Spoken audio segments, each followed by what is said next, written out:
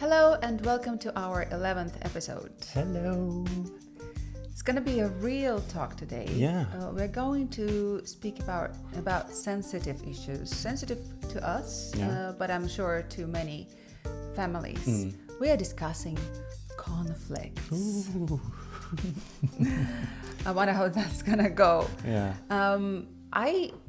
We have been wondering, we seem to fight more when some important events come up, when there are holidays or when there are trips, and when seemingly exciting things, fun things are about to happen, somehow tension builds up. Yeah.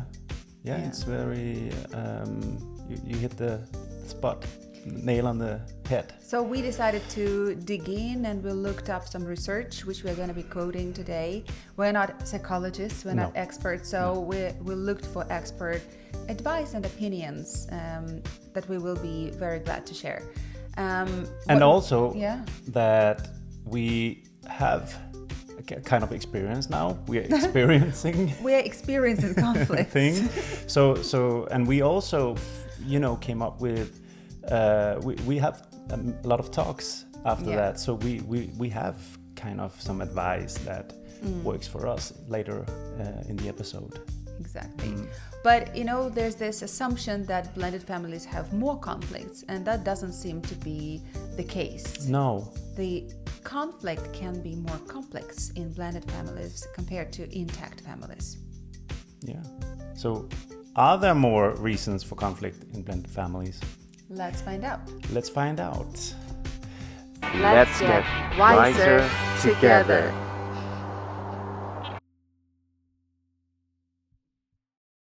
Well, research by Marilyn Ganong and Lawrence Coleman shows that blended families, they don't just experience more stress, but different kind of stress.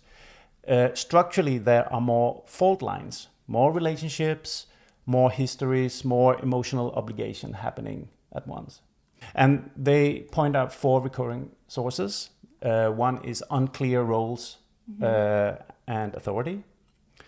Another is loyalty binds between households and clashing family cultures, and then unresolved loss and grief. And it's not that blended families are worse at relationships. We're not worse at relationships. It's just we are in an earlier development of our relationship in the family, the blended family. And we are doing harder emotional work all at once. We have our baggage that we bring into the family. Exact. Yeah. A good example of this, where if we can talk about the loyalty. We have been at these fantastic trips we have arranged, and expensive trips, dream trips, and one of them was when we went to Denmark, and we had this fantastic house with a swimming pool, and everything was like, this is gonna be a heavenly trip. And then the kids were swimming in the pool. They were, having fun. And as normal families, they were also picking at each other. And maybe one was starting to not... Take your girls, they pick on each other all the time. They pick on each other all the time. Within one family. Yeah. And then one of my daughters started not to follow the rules. Mm-hmm. And AKA cheating. Yeah. And then your son, this is just, we don't know what went on really, but this is what we were told. And then he started picking on her, and she started to cry. He exposed her. He said, "You're cheating. You've been cheating." Yeah, and then she started to cry, and then the girls, they fronted your son together against your son.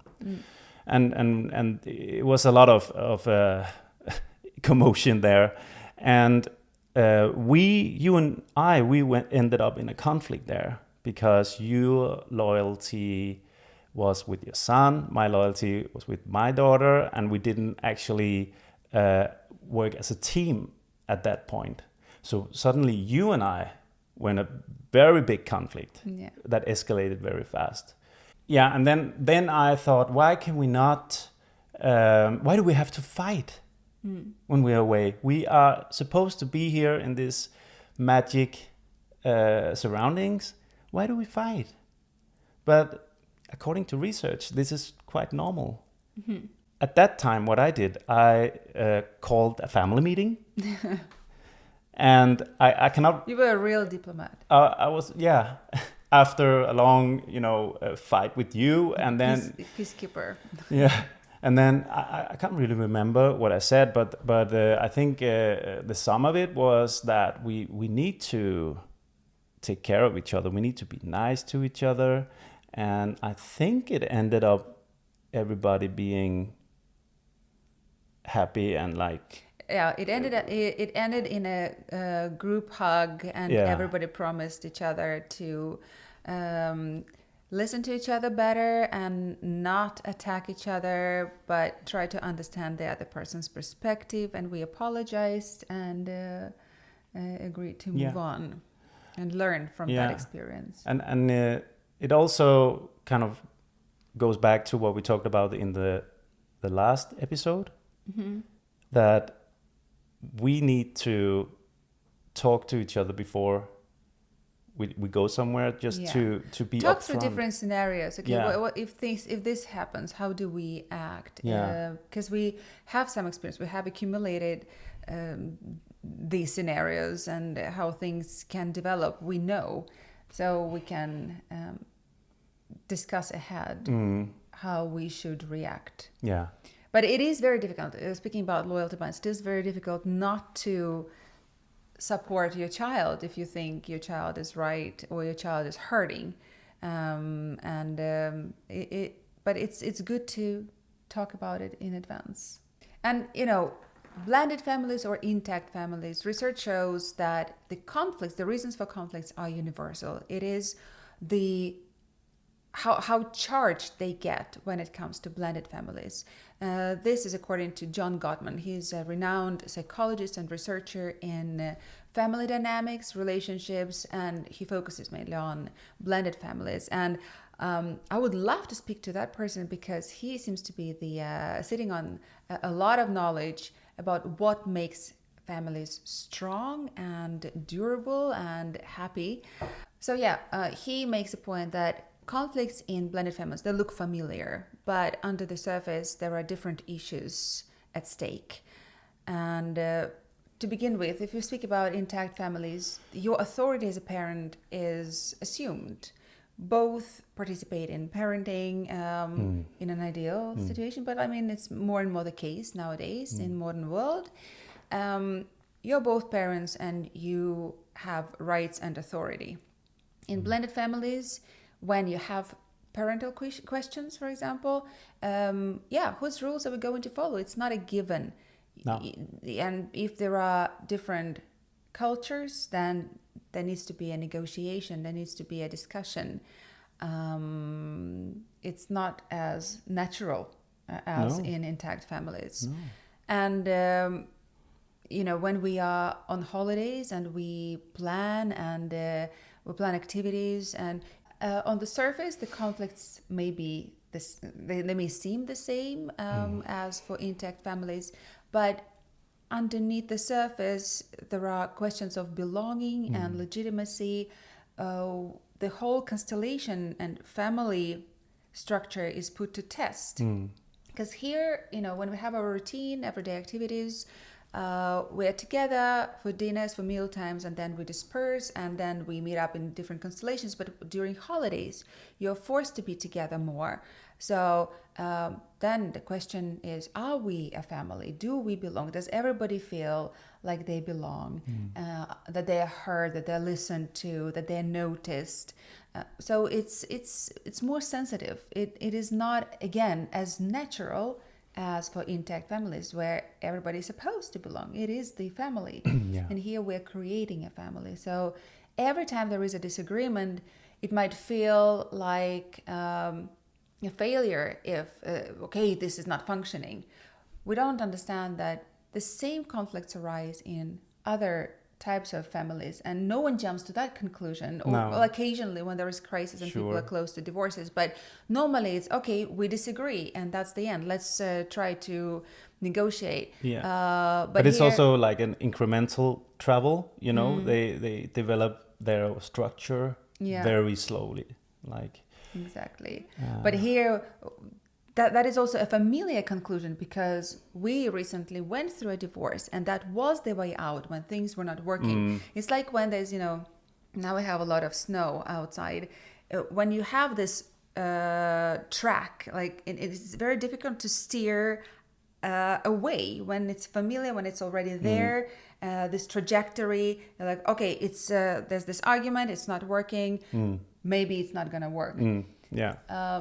But we need to remember we're still work in progress, and we're learning. Yeah.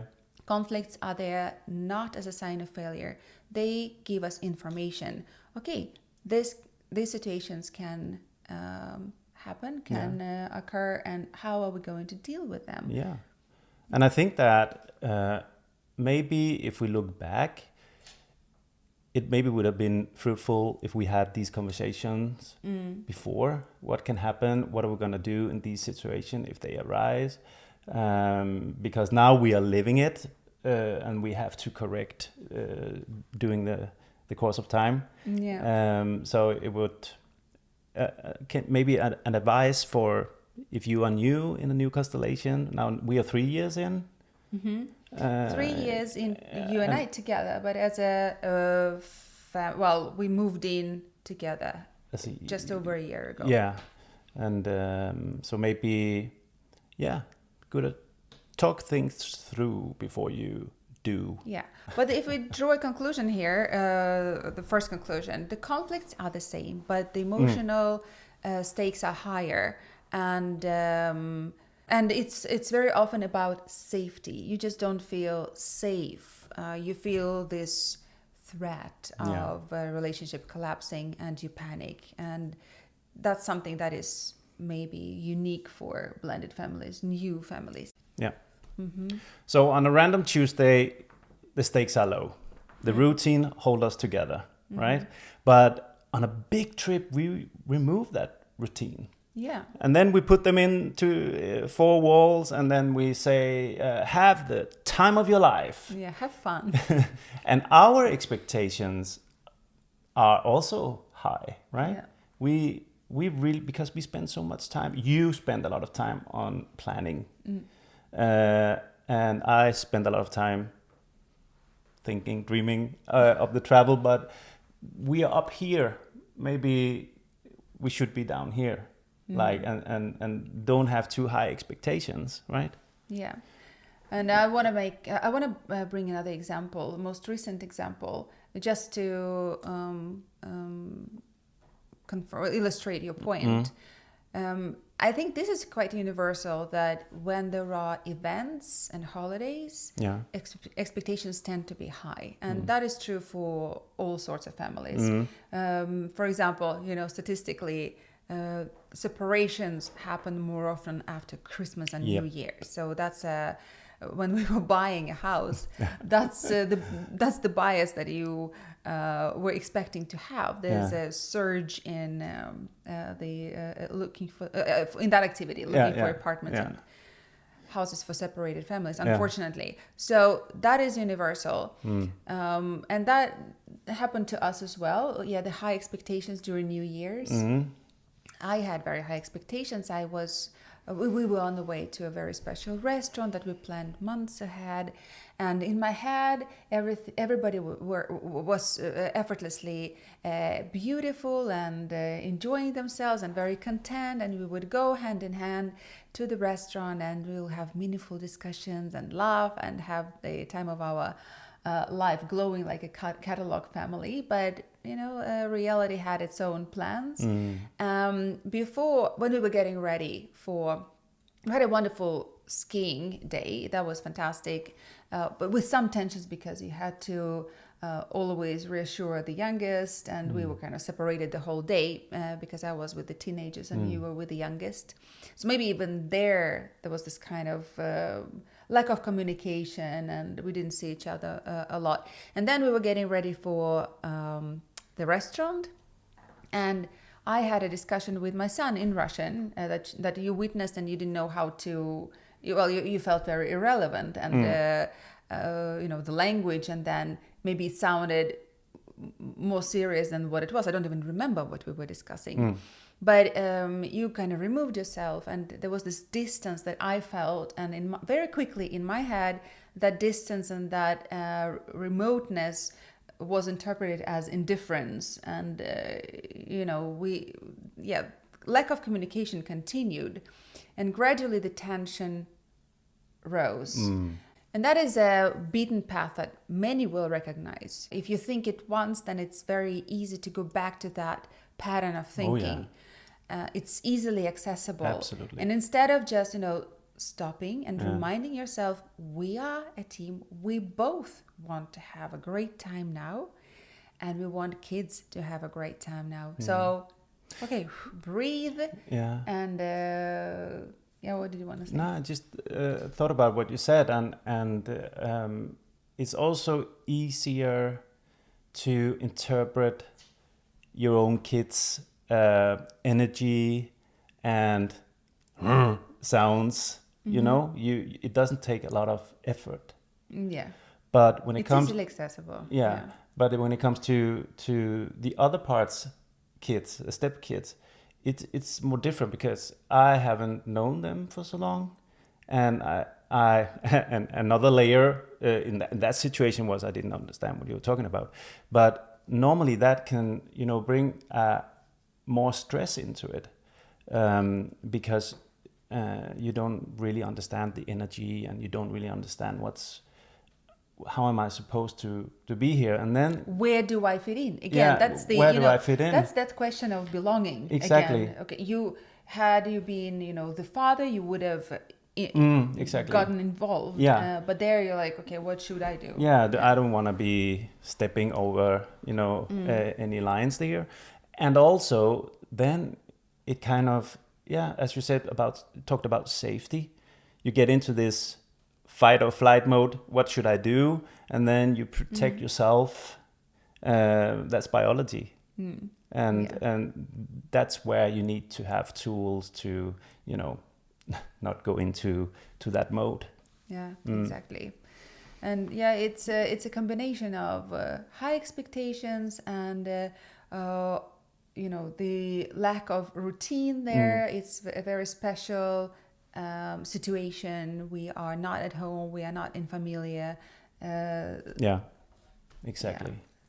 What place? And all the emotional buffers are gone. So we are very much exposed, and also because the days had been so intense, skiing and eating out and after ski, and spa, all of that. Yeah, and it could be many travels we've been on.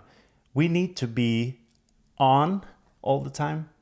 We need to keep them happy. We need to, and the threshold is maybe not that high in that situation.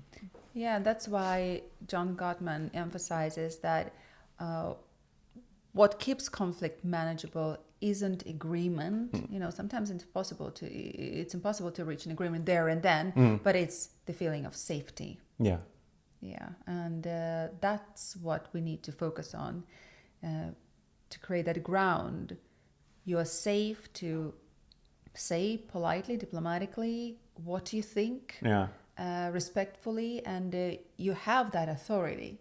You have that authority as a step parent. We should give each other that authority. Absolutely. And also if children give us that authority, that's another topic for another episode. But also keeping each other safe. We talked about this together, that we are a team. We should be a team. We should back each other up. And on a trip, that rule should not be broken. No. And then we can, if we have some differences of opinions in different situations, we should just leave it and then take it back at the hotel, back at the house, or when we come home. Exactly. Not sulk during a dinner table when kids are sitting there and expecting fireworks. Yes. So what helps? What else helps? Yeah. Without fixing, there are no quick fixes in these situations. They're all very sensitive, raw. Quick fixes don't exist. You work on them and gradually. Yeah. For me, it's I cannot read your mind, and you cannot read my mind. No. So for me, it is that when we really talk together about something that happened, even though the conversation can be a bit difficult, I think afterwards, when we clear everything up, that's when I feel, okay, we have moved a step towards our goal. So I think that's one of my really, that helps me at least. Yeah, and also if we go back to your example of the fight in Denmark that started with our kids, I think that was a very, very precious lesson for everybody in the family, and the kids don't want the repetition of that experience. No. And if we talk to our kids before, because now we're planning a trip in summer to San Sebastian for 2 weeks, and it's gonna be great. High expectations. It's gonna be the best. The best trip ever. Yeah. But well, to begin with, we should lower the expectations. Then we are already discussing, days in smaller clusters, or even, okay, one of us takes one child at a time to do something during the day for a couple of hours. So I'm planning, okay, what can I do with my son? So, because the girls, they're always together, they have so many common activities. Yeah. And it's not easy, it's not difficult for them to have fun together.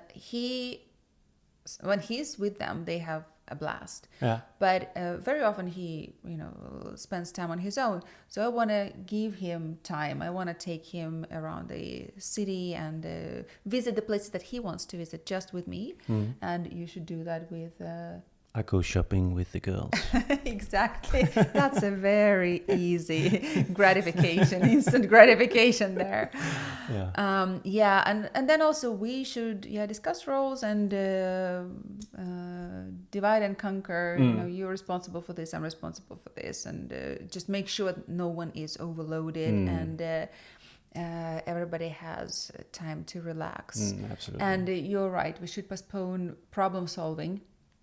If we feel, okay, this needs a conversation, so maybe, okay, postpone it and not sulk and not sulk. Yeah. Just push it away. Yeah, because now we should recognize that pattern, recurring pattern. So it's familiar. We already have that information. Thank you, conflicts. And we are learning and moving on. And, absolutely. Yeah. And for me, personally, what helps the most in such moments is when you give me a hug, like a proper full body hug, and we pause and we stand, and recharge and regain the balance. We had that moment on the way to the restaurant when no one wanted to take a picture. One picture I wanted when everybody was beautiful by the Christmas tree. But no, they didn't want teenagers. They didn't want a picture taken because that's cringe.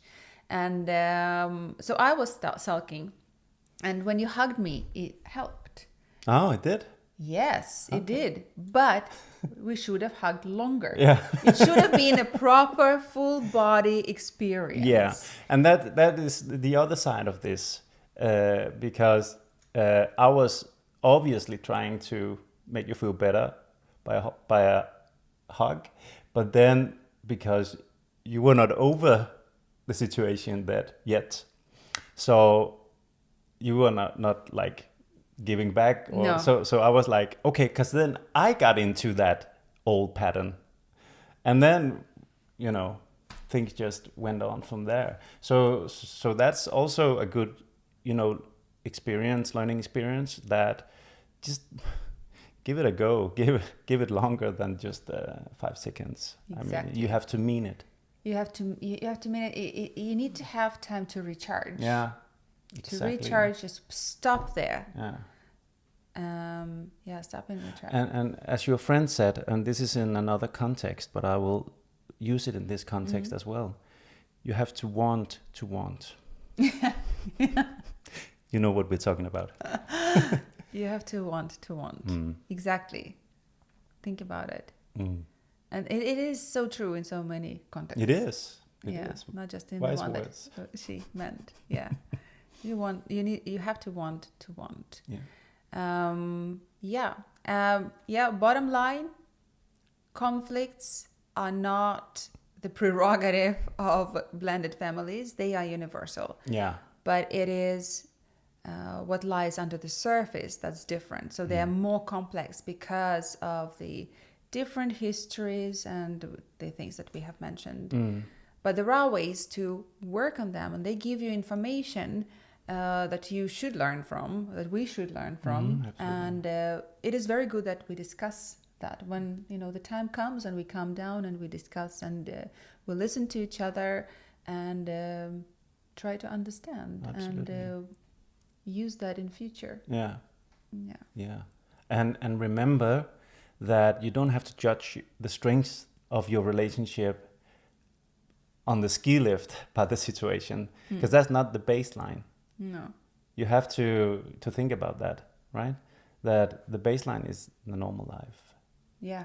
And so trust me, everyone has a breaking point. We should have an episode, the pre-trip episode. Yeah. When we do this, when we what to talk about the roles, we talk about the different activities and the idea. Planning. Yeah, we should do that. And the trip is end of July, so we have time. Beginning, end of July. Yeah, I mean middle and to end of July. And we should do that. Yeah. Okay. Well, we are very curious about your conflicts. Yeah, absolutely. If you care to share, we would love to know your experience and how you deal with them, and what you think lies behind those conflicts. What triggers disagreements in your family, in your blended family? And do you agree with the research that we quoted? Do you agree with those points, or do you have your own different opinion? Yeah, have you secrets, tips, tricks, how to solve conflicts when you are there and then this heavy weight of a very important event is there, and there is tension? What do you do? Yeah. We would like to hear.